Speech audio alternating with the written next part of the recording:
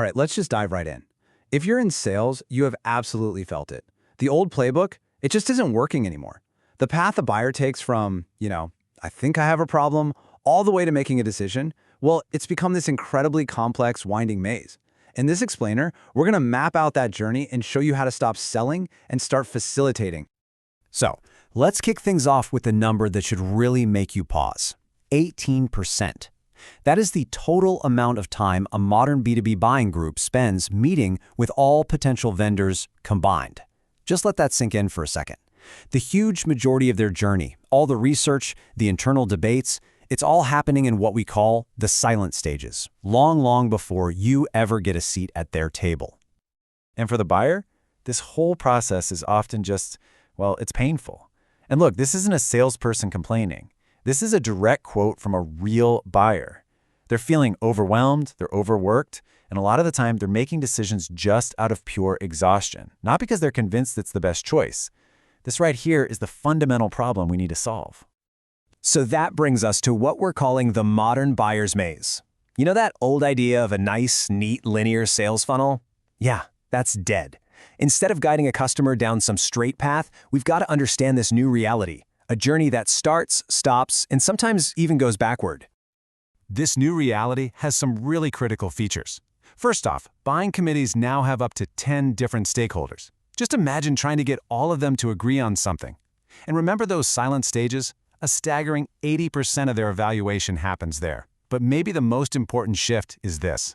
Legacy relationships are fading away. Buyers don't want a buddy anymore. They want a credible expert who can help them define their own needs, often before they've even thought about contacting a vendor. So this is the million-dollar question, right? If just pushing a product and leaning on old relationships doesn't cut it anymore, what does?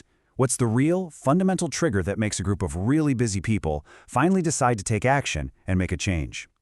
The answer, in one word, is pain. Every single buying journey begins with a problem that just has to be solved. And what the research shows is that these decisions are fundamentally emotional. It's not really about the logical pursuit of some future goal. It's about the very human, emotional need to avoid a negative outcome. And the data on this is crystal clear. Over 60% of buying journeys get kicked off by what's called LAPA, that's loss aversion or pain avoidance. In contrast, less than 40% are driven by GAP, goal attainment, or the potential for gain. The takeaway here is simple, but it's so profound. The fear of loss is a way more powerful motivator than the hope of gain. Let's break that down a bit more. GAP is all about chasing a better future, hitting a target, getting that promotion. It's positive, sure, but it's not super urgent. LAPA, on the other hand, is about running away from a negative outcome, trying to avoid a career stall, reducing a major risk, or just escaping a really bad contract. That's where the urgency lives. Uncovering a buyer's LAPA is the absolute key to motivating action. Now, pain isn't just one thing. It actually evolves. It usually starts as latent pain. That's a problem they're kind of ignoring. Then it can become identified pain. They know it's there, but they're just living with it. Your job is to help them get to trigger pain. That's the tipping point where the cost of doing nothing becomes so great that they are finally forced to act. And this brings us to maybe the most important mindset shift you can possibly make. Your goal is not to sell something. Selling is what you do way later. Your real primary role is to facilitate the buyer's internal decision-making process, to help them manage the very change they're so hesitant to make. Okay, so if our job is to facilitate, how do we actually do it? Well, we need a map. So let's walk through the 6 distinct phases of the modern buyer's journey. Think of this as your guide through that maze we were talking about. The journey starts way before they're even looking for solutions, beginning at phase 0, when they're basically unconcerned and the status quo is fine.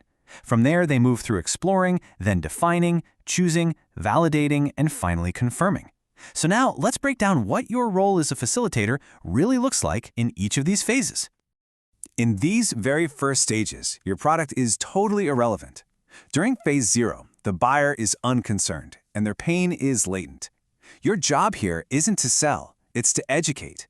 This is where high-value content, like industry reports, can help bring that latent pain to the surface. Once they hit phase 1, exploring, they're now actively looking into the issue.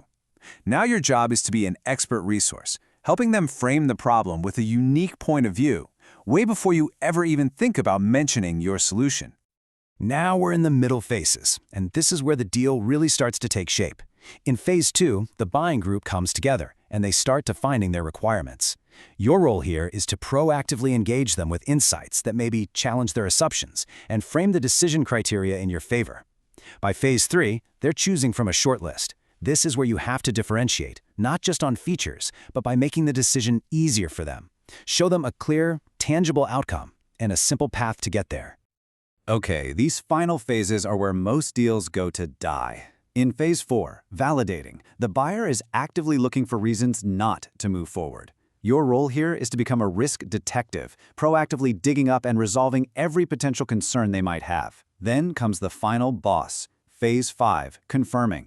Here, your competition isn't another vendor, it's the company's own list of priorities. You are literally fighting for budget against every other internal project. Your job is to arm your champion with the business case they need to make your solution the #1 spending priority, period. So when you follow this map, your role fundamentally changes. You're no longer just a salesperson. You actually become something much more valuable. You become an information connector. Now, think of yourself as a kind of curator. Your primary focus is finding and directing the buying group to exactly the right information at the right time to help them make a confident decision. You're the facilitator of their journey, not just a passenger. So how do you actually put this into practice? You're constantly mapping the journey using these 5 W's as your compass. Who is on the committee? Why are they even buying? What do they need from me? When are they ready to advance? And where else can I provide value? Answering these questions over and over again is the absolute core of modern selling. Ultimately, this is the big takeaway. Your greatest value isn't in your slick pitch or your product's features. It's in your ability to be a guide, to activate the precise piece of information that the right person on that committee needs at the exact moment they need it so they can move forward with confidence. So I'll leave you with this one question to think about. In your day-to-day interactions, are you truly facilitating a complex and difficult decision for your buyer, or are you just trying to sell something? The answer to that question is going to define your success in this new world of sales.